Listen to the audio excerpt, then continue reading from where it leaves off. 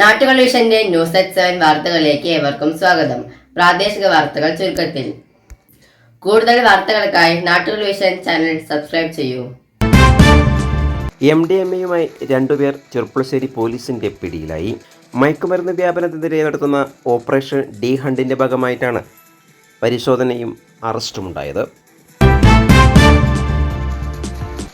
ജില്ലാ പോലീസ് മേധാവി അജിത് കുമാർ IPSന്റെ നിർദ്ദേശപ്രകാരം ജില്ലാ പോലീസ് ലഹരി വിരുദ്ധ സ്ക്വാഡും ചെറുപ്പുളശ്ശേരി പോലീസ് നടത്തിയ പരിശോധനയിലാണ് ചെറുപ്പുളശ്ശേരി എഴുവന്തലി വെച്ച് 2.30 ഗ്രാം MDMA-യുമായി കുലക്കല്ലൂർ അർഹമത്തങ്ങാടി കിഴക്കേപ്പാട്ടുതൊടി മുഹമ്മദ് മുസ്തഫ, കുലക്കല്ലൂർ മുളയങ്കാവ് ചെമ്പോത്തുതൊടിയിൽ നൂർ മുഹമ്മദ് എന്നിവർ പിടിയിലായത്.